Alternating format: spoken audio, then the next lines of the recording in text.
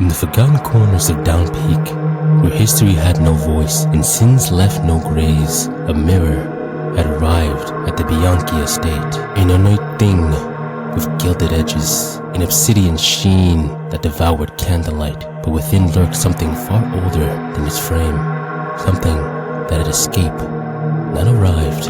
It had once been a brute force of nature, a predator without thought, shifting and crashing in the void of morsdomi. But even monsters have hunters when the members of the four few were on his tracks. And when their pursuit grew too close, the creature changed. It became something more once it fled. Its existence compressing into a single fragile point. A drowning insect trapped in ice, sealed inside the glass, inside the mirror. In this new world, its vast strength was useless. It had no form, no voice, no power. It could do nothing but watch. And so the entity watched the Bianchi family. At first it was weak. It drank in only the smallest of offerings, a child's reflection lingering too long, the whispers of prayers from a mother hoping for a better fortune. It learned their wants, their fears, and slowly it learned how to answer them. The eldest son had debts, so the entity showed him gold buried beneath the old oak tree. The father was aging, so the entity whispered a vision of a younger man staring back at him from the mirror. The daughter wished to be loved, and so the entity revealed the name, a future husband, a path to happiness. It never demanded payment, it never had to, for the Bianchi family was human, and humans always paid their debts in ways that cost them the most. At first, it was small, a missing trinket here, a stolen coin there, but the entity's hunger grew. It needed more, so the sacrifices had to mean something.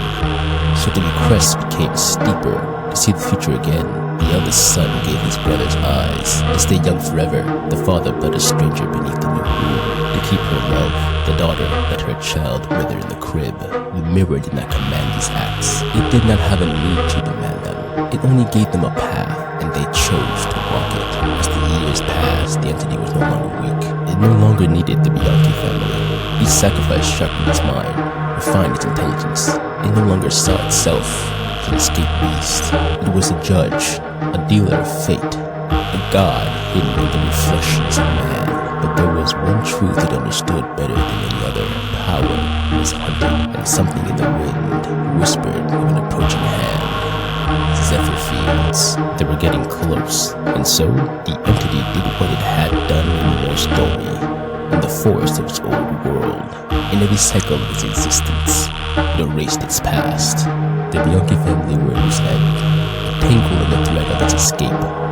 It did not need them anymore, but their desperate clinging at the mirror, their insatiable desire for more, it had made them a liability. Their deaths were not cruel, but there was no wrath in the act. It was a necessity. The eldest son was found in the cellar, his corpse clung around piles of gold that poured endlessly from his spilled guts. The father's reflection remained in the mirror, younger than a twisted mockery of the man who laid rotten before it. Maggots fleeing from the murdered crows as they feast on their easy meal. The daughter stood in the nursery, the crib empty, her hands clung around nothing, her eyes sought its void while rocking back and forth, whispering the words, Reflectus in umbra, respondurit sussurri expecto, over and over again. And with that, the mirror was silent again. By the time Zephyr arrived, there was nothing left to find. No contracts, no tracks of power. Just a ruinous state with a mirror that reflected only the truth, only the slow decay of those who wanted too much. As for the Punisher, he did not vanish. A deal was struck, a new home was made beneath the underpass. For it waits for the granddaughters of the Golden Truth Liar to walk north to his forest, to his home.